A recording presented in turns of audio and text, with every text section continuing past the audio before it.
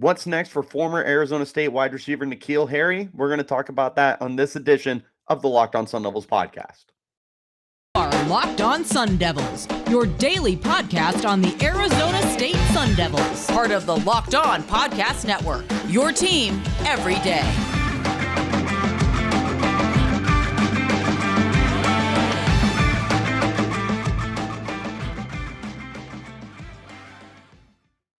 And welcome back to this edition of the Locked On Sun Devils podcast. My name is Richie Bradshaw, and I will be your guide for everything Arizona State Sun Devils. Thank you guys so much for making us your first listen every day. Remember, we are free and available on all platforms, including YouTube, if you would like to check us out in a visual platform. But wherever you do get those podcasts, make sure that you hit like and subscribe and turn on those notifications so that you never miss an episode of the Locked On Sun Devils podcast, because we're talking everything from football to basketball to former Arizona State receivers in the pros. And that's where we turn our attention to today. Former Arizona State wide receiver N'Keal Harry has recently been traded from the New England Patriots, who drafted him, over to the Chicago Bears. This happened just about a week ago now, and I haven't had a chance to talk about it until now. So we're going to break it down. We're going to break down what this trade means, what happened that the trade ended up resulting, and what this means next for him. So taking a look at N'Keal, I mean, this was a guy who was an absolute legend at Arizona State. He leaves the program as the third all-time leading receiver. He's a two-time 1,000-yard receiver and two-time first-team All-Pac-12 guy. Dude was absolutely dominant all over the field. You gave it to him out of the backfield on jet sweeps. You threw it to him out wide. You could put him in the slot. He was a 50-50 guy. You threw to the end zone. You felt comfortable. Heck, he did stuff on special teams. This guy was just an absolute monster in college. And it felt almost guaranteed that he was going to end up going to the pros and becoming a Pro Bowl kind of receiver. And he goes to the New England Patriots, who were coming off a Super Bowl championship over the Los Angeles Rams. This is back in 2019. He's a first-round pick, 32nd overall. Who does he get to play with? He gets to play with Tom Brady. You would think that that would be a shoo-in for you to end up being a superstar wide receiver. Well, unfortunately, that just wasn't meant to be. And because of that, you had N'Keal Harry he wasn't guaranteed to be a stud. And that's exactly what ended up happening. Is he gets to the pros, he's not able to adjust. And it feels like there was a lot of little moving parts that were going on behind the scenes with N'Keal Harry, or not so much behind the scenes, but that he just wasn't able to really get going, unfortunately, which, results in him ultimately getting traded. Looking at what happened, I mean, I feel like this is a very harsh lesson that we learn about big receivers when they're coming out. Because we see it time and time again. We saw it with Jalen Strong too. There's seemingly two ways to create separation. You can do it with route running, or you can do it with speed. But one of the ways that's not going to work is size. N'Keal Harry has size. He's 6'4", 225 pounds. This is not a guy that you're going to be able to bully off the line of scrimmage. However, if you're not able to separate from a corner, a quarterback's not going to throw your way, because these corners are 10 times better than you see in college. They have a great opportunity to make a play on the football, whether that's intercepting it or just knocking it out of the receiver's hands. You have to be able to separate. And N'Keal didn't do that exceptionally well in college. He was that 50-50 guy, like I mentioned. You threw the ball up, he was going to come down with it because he was just bigger and stronger than anyone else that he was going up against. But that's not how it works in the pros. You go up against Pro Bowl corners like Xavier Howard and Tre'Davious White, and you're going to get locked up. It doesn't matter who your quarterback is. If you're not able to be reliable, then it's not going to work. He also was dropping a lot of balls. When he was in the pros, he wasn't creating anything after the catch. His first 2 years, he was under 10 yards of reception. It took until this past year for him to get over 15, and he only had 12 catches. He is just been unable to get onto the field. And when that happens, it's really hard to prove your worth as a first round pick. Now, it doesn't help that 2019 ended up being a very good receiver class, and it's pretty easy to kind of get lost in the shuffle. Harry was the second receiver taken after Marquise Hollywood Brown, who is a one time 1,000-yard receiver. There were 6 Pro Bowlers who were selected after N'Keal Harry. 4 or 3, yeah, 4. 4 of which came in the second round, those being Deebo Samuel, who was selected 4 picks after N'Keal Harry, A.J. Brown, Mecole Hardman, and DK Metcalf. Deontay Johnson was a third-round pick, and Hunter Renfrow was a fifth-round pick. For those of you that are big NFL fans, you recognize every single one of those names, and not just because they're Pro Bowlers, but because they're massive difference makers on their team. And a lot of them are getting paid. A.J. Brown and Terry McLaurin was also in this class. So 7 Pro Bowlers, excuse me. Terry McLaurin was also in that class. And McLaurin and A.J. Brown just both got the bag for what they've been able to do in the pros. So what this unfortunately paints a perception for N'Keal is, man, we could have had Deebo Samuel. We could have had DK Metcalf. We could have had AJ Brown. You're having this buyer's remorse as the Patriots because that it ultimately was a big snowball effect that led to Tom Brady leaving. It's not N'Keal Harry's fault that Tom Brady left. There were a lot of moving parts. But if you drafted one of those other receivers, is there a chance he stays? Who knows? It would be like an if L question to ask. But overall, the situation for N'Keal wasn't ideal. He wasn't this seamless fit in the Patriots offense who likes smaller and speedier wide receivers. It felt like an odd fit. You loved it because he was playing with Tom Brady, but he wasn't able to get on the same page as him. And when you're unable to get on the same page as your quarterback, it's going to be really hard for you to make an impact. That's exactly what ended up happening, too.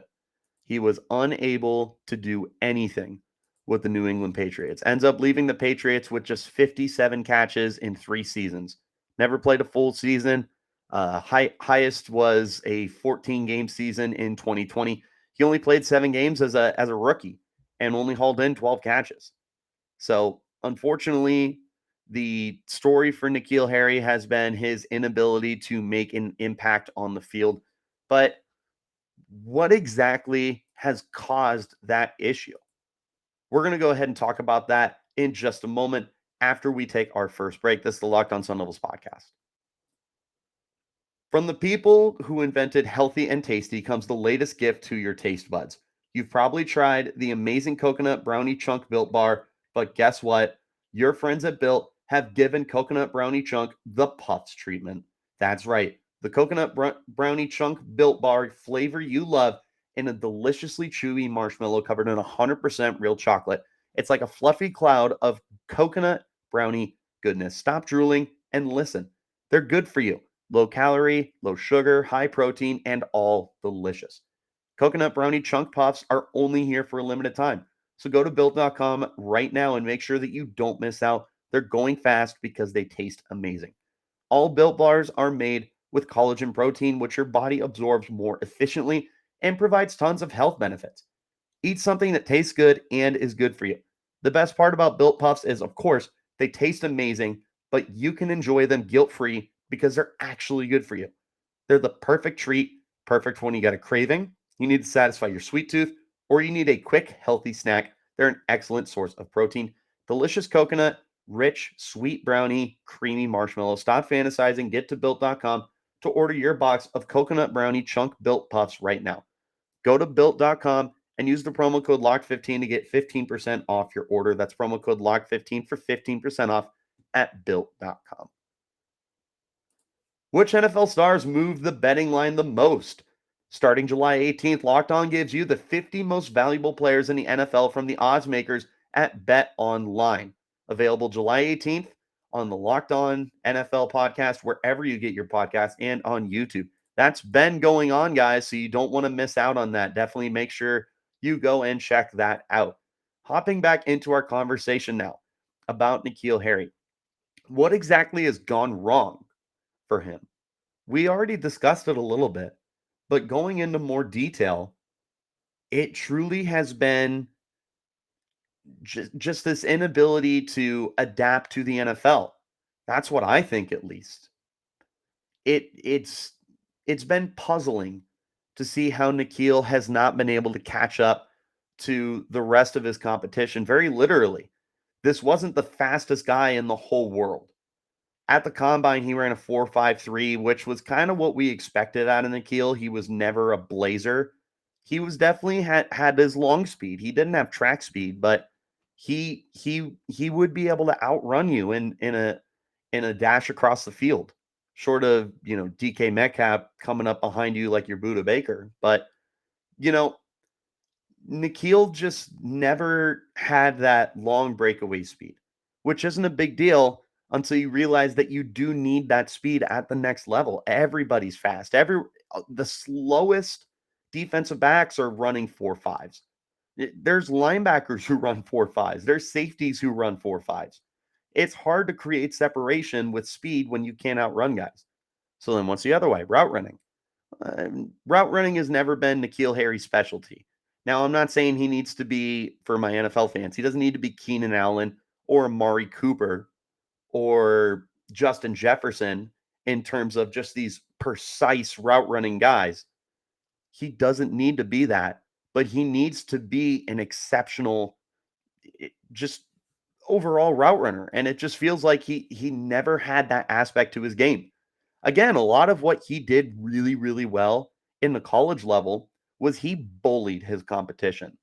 You threw the ball up on those quote unquote 50-50 balls, it felt like a 70-30. It felt like you were confident when the ball was going in N'Keal Harry's direction that he was going to come down with it. That's what made him such a high pick, is he has ball skills. And that's something that just hasn't translated. He hasn't been able to separate. Not only separate from defensive backs, but he hasn't been able to separate on his roster. It led to the Patriots overhauling their wide receiver position over the last couple of years. Last season alone, they brought in Nelson Aguilar, and they also brought in Kendrick Bourne, who was the leading receiver last year. This year, they traded for Devontae Parker from Miami. They still have, oh my goodness, I can't think of his name. They got another kid on that roster whose name is escaping me at the moment. I'm going to be trying to work on that as we're going through right now. There's another wide receiver who, ironically enough, was brought in during the same offseason as N'Keal. He was an undrafted wide receiver. Jacoby Myers, that's his name. Jacoby Myers, same draft, 2019. He was just undrafted, but he ends up going there, and he's actually been good for the Patriots. He was able to stand out and make a big time difference. Because N'Keal wasn't, he got shipped off. That's the way the NFL works. Is if you aren't able to get something going, you're not going to stick around. The fact that N'Keal Harry is still in the NFL is a testament to the fact that teams recognize the talent that's there. Teams aren't ready to just entirely give up on N'Keal. We look at N'Keal Harry and we realize there's a lot of untapped potential here. If this guy wants to become an A-plus route runner, the only thing stopping him is himself. Because you're not going to magically get faster. You're not going to magically get bigger. He's got the bigger factor down. He needs to be an elite route runner. Or not even elite, just a very good route runner. He needs to be better than what he is bottom line. But if he's able to do that, there's no reason he can't turn his career around. Maybe a change of scenery is exactly what he needs in order to finally get his NFL career on track. Maybe that's all that was missing, is just a little kick in the butt, a little wake-up call, if you will, of kind of like, oh, golly gee willikers, this is maybe my last chance. There's lots of first-round picks who burn out and are gone in 5 years. N'Keal needs to realize he's on the ropes right now. He's going into the final year of his rookie contract. His 5th-year option was not picked up for a very good reason. If he doesn't get it right this year, there is no guarantee he's in the NFL in 2023. And he might go down as one of the biggest busts that Arizona State has ever put into the NFL, which is very unfortunate because Arizona State has done a very good job putting players into the NFL. And they've done a very good job of putting in talented wide receivers. We were hoping N'Keal was going to join a crew of John Jefferson and Charlie Taylor as, borderline NFL Hall of Famers. Taylor, of course, being in the Hall of Fame, John Jefferson having a great career. There were those expectations. But he's been a lot closer to Jalen Strong than he has been to John Jefferson. He hasn't even put up numbers the way that Derek Hagan did. And Hagan was only in the NFL for a hot minute. But overall, Harry has just not been able to make the most out of any of the situations he's in. Well, we're going to talk in just a moment about what his arrival in Chicago means when we hop back into this podcast. But before we go for our second and final break, I do just want to mention that I think this is what N'Keal Harry needs. I think he does need this wake-up call in order to finally get his career back on track. But we're going to go ahead and take our final break. When we return, we're going to go over what's next for his career. This is the Locked On Sun Devils podcast. And again, thank you guys so much for making us your first listen every single day. Make sure that your second listen is the Locked On Pac-12 podcast. Locked On Pac-12 is hosted by my good friend Spencer McLaughlin, giving you everything you need to know about the Pac-12 in 30 minutes or less. It's free and available on all platforms, so make sure that you make that your second listen of the day.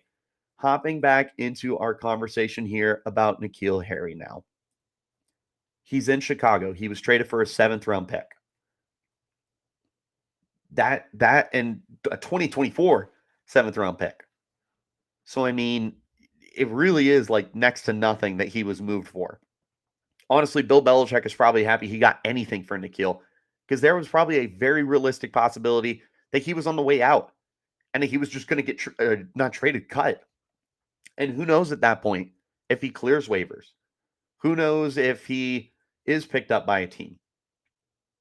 No one.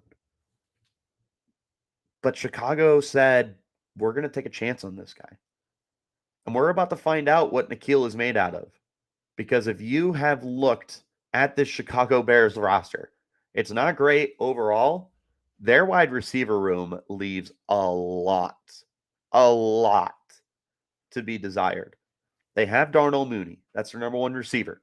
He's coming off a 1,000-yard season. He is a stud.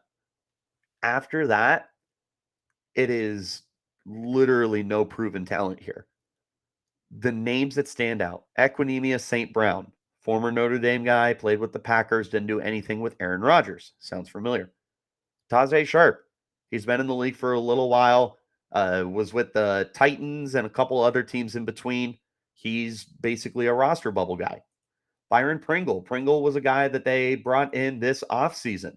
He is absolutely expected to last on the roster. He might be their number 2 receiver right now. Dante Pettis, a guy that we're familiar with. He's a former Washington Husky. He was in the Pac-12. He's one of the best punt returners ever. In fact, I'm pretty sure he has the punt return record for college football. But he hasn't done anything in the pros either. He's probably on his last legs. Velus Jones, an incoming rookie from Tennessee. There's no expectations there. They're hoping he can stick. Everyone else on this roster is anything but guaranteed to make it. There is so much opportunity here for N'Keal Harry to walk into this situation, stand out, make the roster, and who knows, maybe be the number 2 wide receiver for the team. Mooney is the number 1. That's undisputed. They have a tight end named Cole Kmet. He is going to command a lot of attention in the passing game as well. As well he should. He is a very good player. You've got a couple running backs in Khalil Herbert and David Montgomery who can catch the ball. But really outside of that, there is not much competition here for N'Keal. If he can reach in and regain the talent that he had at Arizona State, I don't see a reason why he can't be the number 2 receiver here. And quite frankly, they need it. Justin Fields, the quarterback, is going into his second season. He's already being crucified by people as a bust. What better way, what more poetic way would it be for two guys with the bust label who have been disappointing in their short NFL careers, to say the least, be able to recreate some college magic together and be able to create chemistry and create touchdowns and create yards, create highlight reels? It would be poetic justice for Justin Fields to silence the haters by throwing to a wide receiver who might not be in the NFL next year, depending on what happens. It would be amazing to see. And not just for NFL fans, for ASU fans. You know, you might not have been a Patriots fan. If you like Arizona State, you were a N'Keal Harry fan. Especially the last 10 years, N'Keal Harry is one of, if not the greatest Arizona State Sun Devil player of the last 10 years for the team. This is a highly recruited kid. This is a guy who was an immediate day one impact. Again, he's third all time in receiving yards for the team. That doesn't happen by accident. We were hoping he was coming back for a senior year, but there was no doubt in anyone's mind that he was going to end up going to the draft. And who could blame him, because he was a first round pick? Everyone is rooting for him. Everyone should be rooting for him too. There's no reason why you shouldn't be. N'Keal Harry is a classy guy. N'Keal Harry is a ridiculous athlete. N'Keal Harry has the talent to be a dominant receiver. There's things he's got to work on. He's got to get on the same page as his quarterback. He's got to improve his overall receiving capabilities. He's got to be a better route runner. He's got to have more reliable hands. There are things that N'Keal needs to work on. This is his opportunity to do it. There is no better situation for him. Sure, he could go to a team with a better or more proven quarterback. You could call that a better situation. But what if he goes to that team and he's like the 5th or 6th receiver and gets cut? With Chicago, there is a very real chance that he sticks. Not to sound like a broken record, but there is a very real chance he can be the number 2 receiver on that team. Very much can be. If he does that, he has no excuse to not produce for this team. This is it. This might be the crossroads of N'Keal Harry's NFL career. And we're certainly hoping that he can make the most of it. He's a lovable guy. He's a great talent. And he's one of the best Arizona State Sun Devils of all time, bottom line. If you're not cheering for him, I don't like you. I'll just be honest. But that's neither here nor there. But that is going to go ahead and wrap up this edition of the Locked On Sun Devils podcast. Thank you guys so much for making the Locked On Sun Devils your first listen every day. Remember, we're free and available on all platforms, including YouTube, if you'd like to check us out in a visual platform. Wherever you do get those podcasts, though, make sure that you like and subscribe. Plus, turn on those notifications so you get an update every time we go live or put out new content. If you're on Twitter, give me a follow at RichieBrads36. Follow the podcast while you're there as well at LO_Sun Devils. And some personal news, I have officially taken over as the deputy editor for the All Sun Devils page that our good friend and number one friend of the podcast, Donnie Druin, was once a part of and has stepped down, and I have taken over that spot. So if you guys are looking for more content, you can follow me and all of my content at All Sun Devils. But that's going to do it here for us at the Locked On Sun Devils podcast. So until next time, guys, you keep it locked right here on Locked On Sun Devils.